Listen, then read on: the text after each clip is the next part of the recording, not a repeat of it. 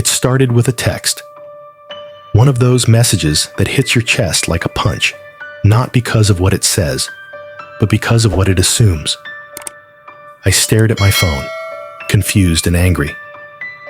Jeremy, my sister's boyfriend, was accusing me, of hiding my boyfriend, Hugo, accusing me of being some kind of co-conspirator in a crime that never happened. His words weren't just harsh, they were ugly, sharp, blaming me for something that had absolutely nothing to do with me. I took a breath, trying to keep it together. I told him, clearly, not to take out his frustrations on me. Then I went to Maggie, my sister, hoping maybe she'd bring some logic into this, some reason. But I was wrong. She echoed the same paranoia, this belief that Hugo was scamming them, all because he didn't respond to a text that hadn't even been seen yet. They were convinced. 2 hours of silence apparently meant betrayal. Let me back up for a moment. Hugo and I are both 24. We rent a room for my mom, just trying to get by like anyone else our age. Maggie is 26 and Jeremy, 23. They've been living in the same house, but unlike us, they haven't paid a cent in rent, not one. Still, Hugo has gone out of his way, literally, every other weekend to make a 3 to 4 hour round trip to a specialty store that we don't have in town. He picks up things for them too. No gas money, no favors in return, just kindness. And this is how we were thanked. I asked them plainly, had they ever talked to Hugo about this? Had they actually confronted him like adults? The answer? No. They didn't even try. So I sat down and did the math myself, looked through the receipts, figured out the truth. It wasn't Hugo's mistake. It was a cashier's error. They'd been charged for an extra item. Yes, but they also received the extra item. The product was right, just doubled. Still, Maggie insisted they wouldn't pay for it, wouldn't return it either. She'd just keep it, like that was fair.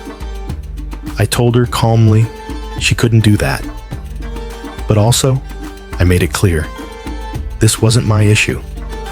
If they had a problem with Hugo, they needed to talk to him.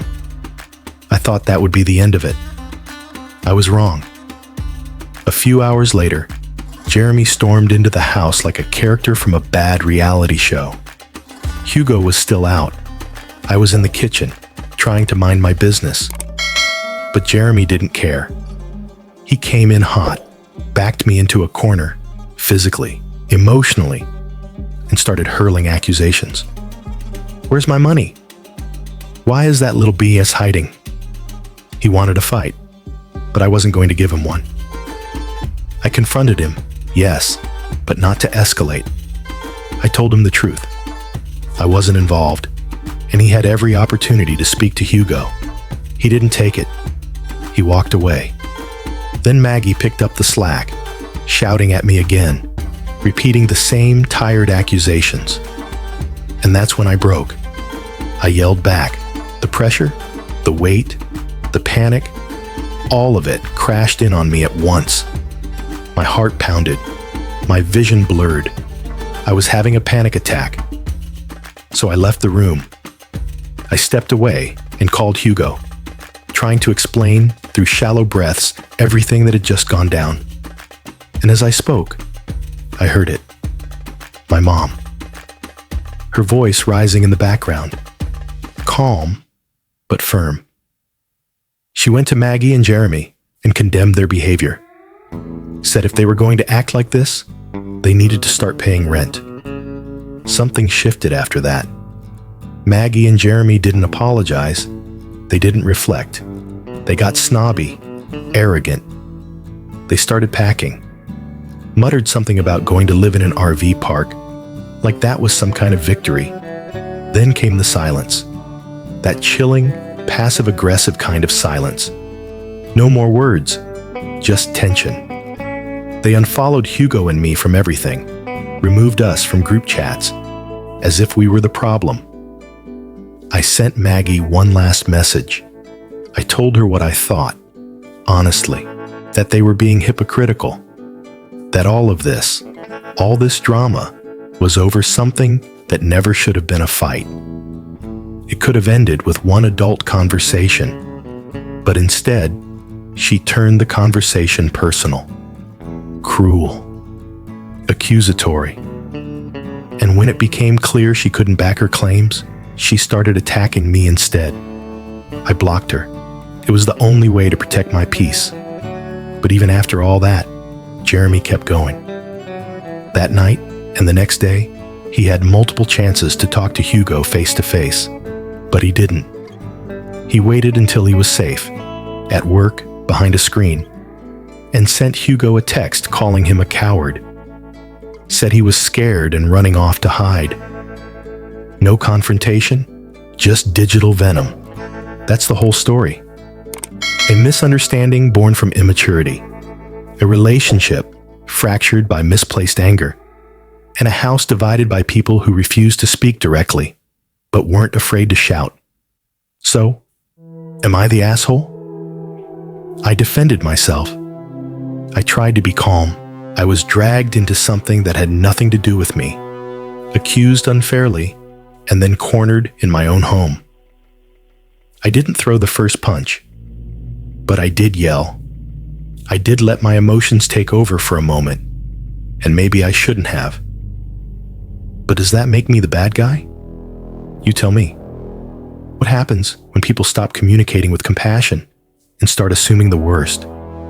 This story, like so many, isn't just about a cashier's mistake or a double-charged item.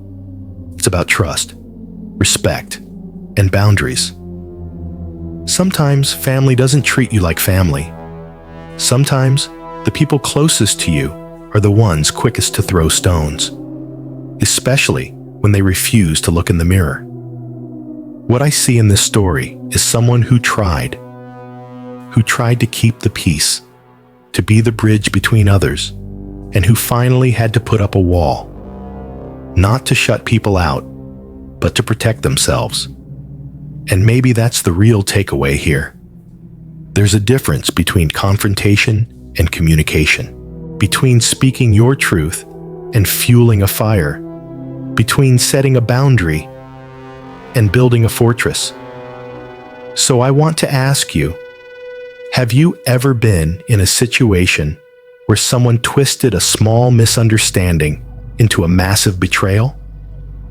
Where standing up for yourself felt like stepping into a war you never asked to fight? Let me know in the comments. And if you felt this story deep down, share it, because chances are someone else out there needs to hear it too.